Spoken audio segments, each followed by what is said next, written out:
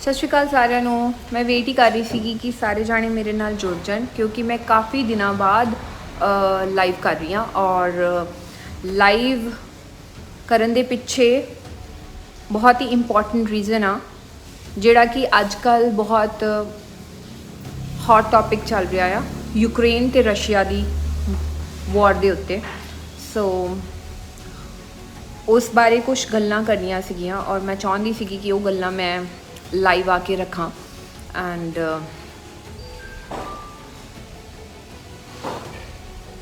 ਸਭ ਤੋਂ ਪਹਿਲਾਂ ਜੋ ਯੂਕਰੇਨ ਦੇ ਵਿੱਚ ਹੋ ਰਿਹਾ ਆ ਔਰ ਜੋ ਵਾਰ ਦੇ ਵਿੱਚ ਆਮ ਇਨਸਾਨਾਂ ਦੀ, ਆਮ ਲੋਕਾਂ ਦੀ, ਬੱਚਿਆਂ ਦੀ ਜਿਹੜੀ ਜਾਨ ਜਾ ਰਹੀ ਹੈ, ਉਹ ਬਹੁਤ ਬੁਰਾ ਹੋ ਰਿਹਾ ਆ ਔਰ ਉਹ ਨਹੀਂ ਹੋਣਾ ਚਾਹੀਦਾ। ਔਰ ਕਿਉਂਕਿ ਵਾਰ ਕਿਸੇ ਵੀ ਤਰੀਕੇ ਦੀ ਖਰਾਬ ਗੱਲ ਹੁੰਦੀ ਆ, ਨਹੀਂ ਹੋਣੀ ਚਾਹੀਦੀ ਕਿਸੇ ਵੀ ਕੰਟਰੀ ਦੀ ਵਾਰ ਜਿਹਦੇ ਵਿੱਚ ਜਾਨ ਜਾਵੇ ਲੋਕਾਂ ਦੀ ਔਰ ਆਮ ਲੋਕਾਂ ਨੂੰ ਨੁਕਸਾਨ ਹੋਵੇ, ਉਹ ਗਲਤ ਗੱਲ ਹੁੰਦੀ ਆ।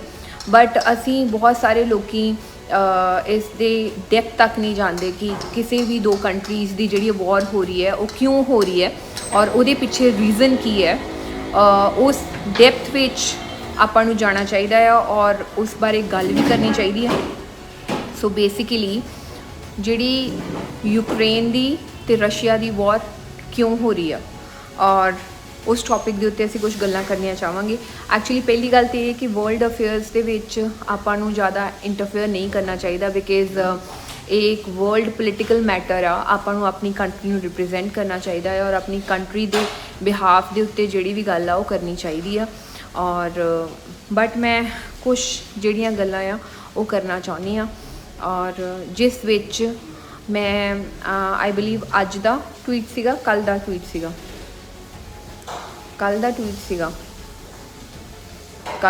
ਸੀਗਾ ਜਿਹਦੇ ਵਿੱਚ ਆਈ ਬਿਲੀਵ ਸੋ ਕਿ ਸਾਡੇ ਪ੍ਰਾਈਮ ਮਿਨਿਸਟਰ ਨੇ ਗੱਲ ਕੀਤੀ ਹੋਊਗੀ ਰਸ਼ੀਅਨ ਗਵਰਨਮੈਂਟ ਦੇ ਨਾਲ, ਜਿਨ੍ਹਾਂ ਨੇ ਮਤਲਬ 6 ਘੰਟੇ ਵਾਸਤੇ ਆਪਣੀ ਵਾਰ ਡਿਲੇ ਕੀਤੀ ਔਰ ਜਿਹਦੇ ਵਿੱਚ ਇੰਡੀਅਨ ਸਟੂਡੈਂਟਸ ਨੂੰ ਉੱਥੋਂ ਬਾਹਰ ਨਿਕਲਣ ਦਾ ਟਾਈਮ ਦਿੱਤਾ ਹੈ, ਕਿਉਂਕਿ ਇੰਡੀਆ ਦੇ ਰਸ਼ੀਆ ਦੇ ਨਾਲ ਕਾਫੀ ਚੰਗੇ ਰਿਲੇਸ਼ਨਸ ਨੇ ਔਰ ਰਸ਼ੀਆ ਨੇ ਇੰਡੀਆ ਨੂੰ 1971 ਐਂਡ 1962 ਦੇ ਵਿੱਚ ਵੀ ਹੈਲਪ ਕੀਤੀ ਸੀਗੀ। ਔਰ India paused a war for 6-8 hours just to get Indians out, a war that nobody, not US, not EU has been able to stop. Let's sink it. ਇਹ tweet ਸੀਗੀ। So basically Russia ਨੇ ਹਮੇਸ਼ਾ ਹੀ India ਨੂੰ help ਕੀਤੀ ਆ ਔਰ ਜਦੋਂ ਭਾਵੇਂ 1971 ਦੇ ਵਿੱਚ ਪਾਕਿਸਤਾਨ ਦੇ ਨਾਲ ਇੰਡੀਆ ਦੀ ਵਾਰ ਹੋਈ ਸੀਗੀ, ਉਦੋਂ ਵੀ ਰਸ਼ੀਆ ਨੇ ਹੈਲਪ ਕੀਤੀ ਸੀਗੀ। ਆਪਾਂ ਨੂੰ ਹਿਸਟਰੀ ਜਿਹੜੀ ਹੈ ਨਾ ਉਹ ਸਕਰੋਲ ਡਾਊਨ ਕਰਕੇ ਦੇਖਣੀ ਚਾਹੀਦੀ ਹੈ ਕਿ ਰਸ਼ੀਆ ਦੀ ਯੂਕਰੇਨ ਦੇ ਨਾਲ ਕਿਉਂ ਲੜਾਈ ਹੋ ਰਹੀ ਆ। ਸੋ ਬੇਸਿਕਲੀ ਰਸ਼ੀਆ ਦੀ ਯੂਕਰੇਨ ਦੇ ਨਾਲ ਇਸ ਕਰਕੇ ਲੜਾਈ ਹੋ ਰਹੀ ਹੈ ਕਿਉਂਕਿ ਯੂਕਰੇਨ ਨੇ ਰਸ਼ੀਆ ਨੂੰ ਡੈਪਥ ਵਿੱਚ ਪਾਉਣ ਦੀ ਗੱਲ ਸੋਚੀ ਸੀਗੀ, ਕਿਉਂਕਿ ਰਸ਼ੀਆ ਦਾ ਜਿਹੜਾ 70% ਜਿਹੜਾ ਕੰਮ ਆ ਉਹ ਗੈਸ ਪਾਈਪ ਦੇ ਨਾਲ ਚੱਲਦਾ ਆ, ਗੈਸ ਦੇ ਨਾਲ ਚੱਲਦਾ ਆ। ਔਰ ਜਿਹੜਾ ਗੈਸ ਰਸ਼ੀਆ ਸਪਲਾਈ ਕਰਦੀ ਆ ਯੂਰਪ ਨੂੰ ਔਰ ਉਹਦੀ ਜਿਹੜੀ ਗੈਸ ਪਾਈਪ ਆ ਉਹ ਯੂਕਰੇਨ ਦੇ ਥਰੂ ਜਾਂਦੀ ਆ ਔਰ ਯੂਕਰੇਨ ਰਸ਼ੀਆ ਤੋਂ ਟੈਕਸ ਚਾਰਜ ਕਰਦਾ ਆ। ਜਦੋਂ ਯੂਕਰੇਨ ਦੇ ਪ੍ਰੈਜ਼ੀਡੈਂਟ ਨੇ ਰਸ਼ੀਆ ਦਾ ਜਦੋਂ ਇਹ ਦੇਖਿਆ ਵੀ ਰਸ਼ੀਆ ਨੂੰ ਫਾਇਦਾ ਹੋ ਰਿਹਾ ਹੈ ਇਸ ਚੀਜ਼ ਦਾ, ਉਹਨੂੰ ਡੈਪਥ ਵਿੱਚ ਪਾਉਣ ਵਾਸਤੇ ਉਹਨਾਂ ਨੇ ਹਾਈ ਕਰ ਦਿੱਤਾ ਟੈਕਸ ਇਹਦਾ, ਗੈਸ ਪਾਈਪ ਦਾ, ਕਿ ਟੈਕਸ ਅਸੀਂ ਜ਼ਿਆਦਾ ਚਾਰਜ ਕਰਾਂਗੇ ਰਸ਼ੀਆ ਤੋਂ। ਸੋ ਫਿਰ ਜਦੋਂ ਰਸ਼ੀਆ ਨੇ ਫਿਰ ਵੀ ਫਰੈਂਡਲੀ ਰਿਲੇਸ਼ਨਸ ਬਿਲਡਅਪ ਕਰਕੇ ਰੱਖੇ ਯੂਕਰੇਨ ਦੇ ਨਾਲ, ਉਹਨਾਂ ਨੇ ਸਮੁੰਦਰ ਦੇ ਵਿੱਚ ਦੀ ਕਾਫੀ 5 ਸਾਲ ਲਾ ਕੇ, ਕਾਫੀ ਜ਼ਿਆਦਾ ਪੈਸੇ ਲਾ ਕੇ ਗੈਸ ਪਾਈਪ ਬਿਲਡਅਪ ਕੀਤੀ ਯੂਰਪ ਕੰਟਰੀਜ਼ ਨੂੰ ਡਾਇਰੈਕਟ ਸਪਲਾਈ ਕਰਨ ਵਾਸਤੇ। ਫਿਰ ਯੂਕਰੇਨ ਨੇ ਅਮਰੀਕਾ ਦੇ ਨਾਲ ਮਿਲ ਕੇ ਨੈਟੋ ਦੇ ਵਿੱਚ ਆਪਣੇ ਆਪ ਨੂੰ ਪਾਉਣ ਦੀ ਗੱਲ ਕੀਤੀ ਔਰ ਜਿਹੜੀ ਕਿ ਅਮਰੀਕਾ ਨੇ ਹਮੇਸ਼ਾ ਹੀ ਇਹ ਕੋਸ਼ਿਸ਼ ਕੀਤੀ ਹੈ ਕਿ ਦੋ ਨੇਬਰਿੰਗ ਕੰਟਰੀਜ਼ ਨੂੰ ਲੜਾ ਦਿਓ ਅਤੇ ਆਪਣਾ ਜਿੰਨਾ ਵੀ ਹਥਿਆਰ ਆ ਉਸ ਕੰਟਰੀਜ਼ ਨੂੰ ਸਪਲਾਈ ਕਰਕੇ ਆਪਣਾ ਪ੍ਰੋਫਿਟ ਦੇਖ ਲੇ। ਔਰ ਮੈਨੂੰ ਲੱਗਦਾ ਹੈ ਕਿ ਪਿਛਲੇ ਕਈ ਮਹੀਨਿਆਂ ਤੋਂ ਯੂਕਰੇਨ ਨੂੰ ਕਾਫੀ ਅਮਰੀਕਾ ਨੇ ਅਸਲਾ ਪ੍ਰੋਵਾਈਡ ਕੀਤਾ, ਜਿਹਦੇ ਵਿੱਚ ਅਮਰੀਕਾ ਬਹੁਤ ਹੀ ਪ੍ਰੋਫਿਟੇਬਲ ਡੀਲ ਦੇ ਵਿੱਚ ਰਿਹਾ ਆ।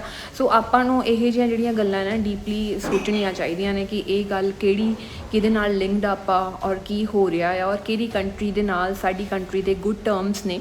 ਔਰ ਇਹਦੇ ਵਿੱਚ ਸਾਡੇ ਪ੍ਰਾਈਮ ਮਿਨਿਸਟਰ ਨੇ ਇੱਕ ਬਹੁਤ ਹੀ ਵਧੀਆ ਡਿਸੀਜਨ ਹੀ ਲਿਆ ਆ, ਜਿਹੜਾ ਕਿ ਉਹਨਾਂ ਨੇ ਰਸ਼ੀਆ ਦੇ ਨਾਲ ਗੱਲ ਕਰਕੇ ਜਿਹੜੇ ਆਪਣੇ ਇੰਡੀਅਨ ਸਟੂਡੈਂਟਸ ਨੂੰ ਉੱਥੋਂ ਬਾਹਰ ਕਢਾਉਣ ਦੀ ਗੱਲ ਕੀਤੀ, ਜਿਹੜੀ ਮੈਂ ਟਵੀਟ ਤੁਹਾਨੂੰ ਦਿਖਾਈ ਵੀ ਸੀਗੀ। ਔਰ ਨਾਓ ਜਦੋਂ ਕਿ ਯੂਕਰੇਨ ਨੂੰ ਪਤਾ ਲੱਗ ਗਿਆ ਕਿ ਇੰਡੀਅਨ ਸਟੂਡੈਂਟਸ ਦੇ ਨਾਲ ਇਸ ਤਰੀਕੇ ਦੇ ਨਾਲ ਵਰਤਾਵ ਕੀਤਾ ਜਾ ਰਿਹਾ, ਤੇ ਉੱਥੇ ਇੰਡੀਅਨ ਸਟੂਡੈਂਟਸ ਨੂੰ ਉੱਥੋਂ ਦੇ ਲੋਕੀ ਟ੍ਰੇਨ ਦੇ ਵਿੱਚ ਵੀ ਨਹੀਂ ਵੜਨ ਦੇ ਰਹੇ। ਸੋ ਬਹੁਤ ਬੁਰਾ ਸਲੂਕ ਕਰ ਰਹੇ ਨੇ।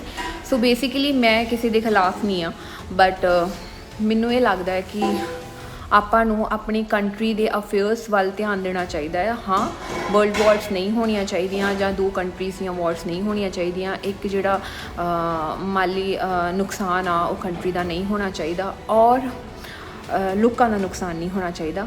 ਔਰ ਜੋ ਵੀ ਇੰਡੀਆ ਵੱਲੋਂ ਡਿਸੀਜਨ ਮੇਕਿੰਗ ਕੀਤੀ ਗਈ ਆ, ਔਰ ਇਹਦੇ ਵਿੱਚ ਜਦ ਕਿ 2 ਪੋਲੀਟੀਕਲ ਪਾਰਟੀਜ਼ ਜਿਹੜੀਆਂ ਆਪਸ 'ਚ ਹੈਗੀਆਂ ਨੇ, ਕਾਂਗਰਸ ਤੇ ਬੀਜੇਪੀ, ਕਾਂਗਰਸ ਵੀ ਇਸ ਗੱਲ ਦੇ ਵਿੱਚ ਇੰਟਰਫੇਅਰ ਨਹੀਂ ਕਰ ਰਹੀ ਬੀਜੇਪੀ ਦੇ ਇਸ ਮੈਟਰ ਦੇ ਵਿੱਚ। ਬਸ ਉਹ ਇਹ ਜ਼ਰੂਰ ਪਾ ਰਹੀ ਹੈ ਕਿ ਹਾਂ ਇੰਡੀਅਨ ਸਟੂਡੈਂਟਸ ਵਾਸਤੇ ਕੀ ਕੀਤਾ ਜਾ ਰਿਹਾ, ਕੀ ਨਹੀਂ ਕੀਤਾ ਜਾ ਰਿਹਾ, ਬਟ ਉਹ ਰਸ਼ੀਆ ਦੇ ਉੱਤੇ ਪੁਆਇੰਟ ਆਊਟ ਨਹੀਂ ਕਰ ਸਕਦੀ। ਪਰ ਕਿਤੇ ਨਾ ਕਿਤੇ ਜਦੋਂ ਕਾਂਗਰਸ ਗਵਰਨਮੈਂਟ ਸੀਗੀ, ਰਸ਼ੀਆ ਨੇ ਉਦੋਂ ਵੀ ਕਾਫੀ ਹੱਦ ਤੱਕ ਇੰਡੀਆ ਨੂੰ ਸਪੋਰਟ ਕੀਤਾ ਸੀਗਾ। ਸੋ ਆਪਾਂ ਨੂੰ ਇਹ ਜਿਹੜੀ ਵਰਲਡ ਅਫੇਅਰਸ ਆ, ਕਰੰਟ ਅਫੇਅਰਸ ਆ, ਇਹਦੀ ਨੌਲੇਜ ਹੋਣੀ ਚਾਹੀਦੀ ਆ, ਇਹਦੇ ਬਾਰੇ ਕੰਪਲੀਟਲੀ ਪੜ੍ਹਨਾ ਚਾਹੀਦਾ ਆ। ਇਹ ਫੈਕਟਸ ਨੂੰ ਜਾਣ ਕੇ ਹੀ ਆਪਣੀਆਂ ਗੱਲਾਂ ਰੱਖਣੀਆਂ ਚਾਹੀਦੀਆਂ ਨੇ, ਕਿਉਂਕਿ ਬਹੁਤ ਸਾਰੇ ਪੋਲੀਟੀਕਲ ਲੀਡਰਸ ਜਿਹੜੇ ਇੰਡੀਆ ਦੇ ਵਿੱਚ ਆ, ਉਹ ਬਹੁਤ ਸਾਰੇ ਆਪਣੇ ਰਿਵਿਊਜ਼ ਦੇ ਰਹੇ ਨੇ ਵਾਰ ਵਾਸਤੇ, ਤੇ ਬਟ ਉਸ ਤੋਂ ਪਹਿਲਾਂ ਉਹਨਾਂ ਨੂੰ ਇਤਿਹਾਸ ਪੜ੍ਹ ਲੈਣਾ ਚਾਹੀਦਾ ਆ ਵੀ ਕਿਹੜੀ ਕੰਟਰੀ ਦੇ ਗੁੱਡ ਟਰਮਸ ਸਾਡੀ ਕੰਟਰੀ ਦੇ ਨਾਲ ਰਹੇ ਨੇ, ਔਰ ਤਾਂ ਕਿ ਆਪਾਂ ਸਹੀ ਡਿਸੀਜਨ ਮੇਕਿੰਗ ਕਰ ਸਕੀਏ, ਔਰ ਸਹੀ ਚੀਜ਼ਾਂ ਨੂੰ ਡਿਪਿਕਟ ਕਰ ਸਕੀਏ, ਔਰ ਸੋਸ਼ਲ ਮੀਡੀਆ 'ਤੇ ਸਹੀ ਗੱਲਾਂ ਨੂੰ ਅੱਗੇ ਲੈ ਕੇ ਆ ਸਕੀਏ। ਕਿਉਂਕਿ ਆਪਣਾ ਅੱਜ ਦਾ ਜਿੰਨਾ ਵੀ ਯੂਥ ਆ, ਉਹਨਾਂ ਨੂੰ ਇਸ ਚੀਜ਼ ਦੀ ਨੌਲੇਜ ਨਹੀਂ ਹੈਗੀ, ਇਹ ਸਾਰੀਆਂ ਚੀਜ਼ਾਂ ਦੀ, ਕਿਉਂਕਿ ਉਹ ਮੈਨੂੰ ਲੱਗਦਾ ਹੈ ਬਹੁਤ ਘੱਟ ਪੜ੍ਹਦੇ ਨੇ। ਔਰ ਉਹਨਾਂ ਨੂੰ ਪੜ੍ਹਨਾ ਚਾਹੀਦਾ, ਆਪਣਾ ਇਤਿਹਾਸ ਭੁੱਲਣਾ ਚਾਹੀਦਾ ਆ, ਉਹਨਾਂ ਨੂੰ ਪਤਾ ਹੋਣਾ ਚਾਹੀਦਾ ਵੀ ਕਿਹੜੀ ਕੰਟਰੀ ਨੇ ਇੰਡੀਆ ਨੂੰ ਸਪੋਰਟ ਕੀਤੀ ਸੀਗੀ, ਔਰ ਕਿਸ ਟਾਈਮ ਦੇ ਉੱਤੇ ਕਿਹੜੇ ਚੰਗੇ ਰਿਸ਼ਤੇ ਰਹੇ ਨੇ ਕਿਹੜੀ ਕੰਟਰੀ ਦੇ। ਸੋ ਬਿਕਾਜ਼ ਅੱਗੇ ਆਉਣ ਵਾਲੇ ਟਾਈਮ ਦੇ ਉੱਤੇ ਵੀ ਕਿਸੇ ਵੀ ਕੰਟਰੀ ਦਾ, ਕਿਸੇ ਵੀ ਕੰਟਰੀ ਦੇ ਨਾਲ ਕੋਈ ਵੀ ਅਫੇਅਰ ਹੋ ਸਕਦਾ ਆ। ਸੋ ਆਪਾਂ ਨੂੰ,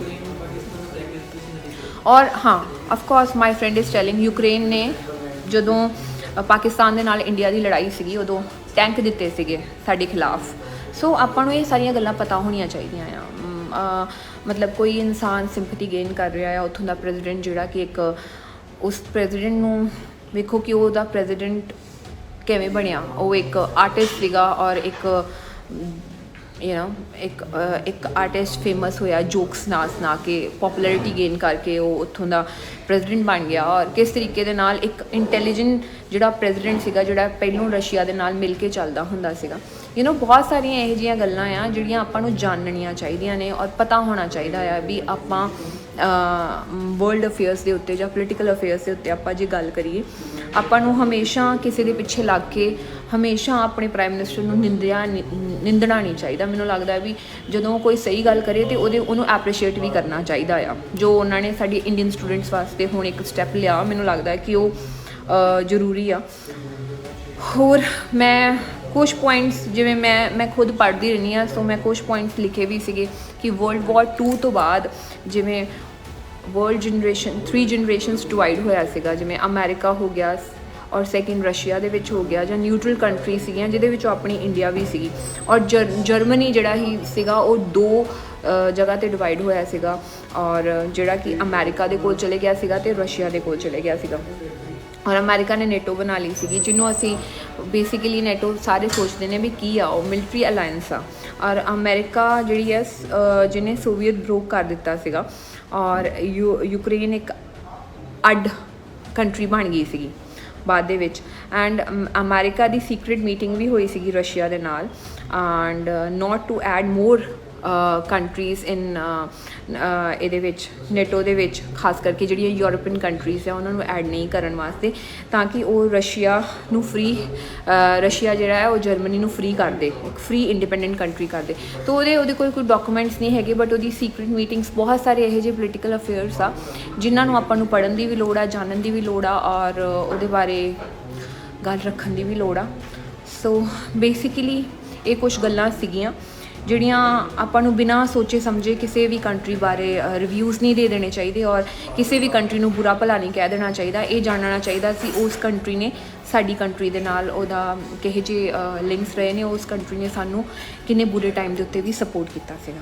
ਸੋ ਇਹ ਕੁਛ ਗੱਲਾਂ ਸੀਗੀਆਂ ਜਿਹੜੀਆਂ ਕਿ ਮੈਂ ਆਪਣੇ ਫੇਸਬੁੱਕ ਲਾਈਵ ਦੇ ਉੱਤੇ ਰੱਖਣਾ ਚਾਹੁੰਦੀ ਸੀਗੀ ਬਿਕਾਜ਼ ਇਟਸ ਬਿੰਗ ਸੋ ਮੈਨੀ ਡੇਜ਼। ਮੈਨੂੰ ਲੱਗਦਾ ਸੀਗਾ ਕਿ ਮੈਂ ਇਹਦੇ ਉੱਤੇ ਜ਼ਰੂਰ ਆਪਣੀ ਕੋਈ ਗੱਲ ਰੱਖਾਂ। ਮੈਂ ਬੱਚਿਆਂ ਬਾਰੇ ਜ਼ਰੂਰ ਪੋਸਟ ਪਾਈ ਸੀਗੀ ਔਰ ਕੱਲ੍ਹ ਅਭੈ ਚੌਟਾਲਾ ਜੀ ਦੀ ਜ਼ਰੂਰ ਪੋਸਟ ਪਾਈ ਸੀਗੀ। ਉਹਨਾਂ ਨੇ ਕੁਛ ਨੰਬਰ ਸ਼ੇਅਰ ਕੀਤੇ ਸੀਗੇ ਕਿ ਜੇ ਕਿਸੇ ਨੂੰ ਇੰਡੀਅਨ ਨੂੰ ਉੱਥੇ ਹੈਲਪ ਚਾਹੀਦੀ ਹੈ, ਉਹਨਾਂ ਦੇ ਕੁਛ ਇੰਡੀਅਨ ਫਰੈਂਡਸ ਨੇ ਉੱਥੇ ਔਰ ਉਹ ਉਹਨਾਂ ਦੇ ਕੋਲੋਂ ਹੈਲਪ ਲੈ ਸਕਦੇ ਨੇ। ਸੋ ਇਹ ਕੁਛ ਗੱਲਾਂ ਸੀਗੀਆਂ ਜਿਹੜੀਆਂ ਰੱਖਣੀਆਂ ਜ਼ਰੂਰੀ ਵੀ ਸੀਗੀਆਂ ਔਰ ਮੈਂ ਰੱਖੀਆਂ।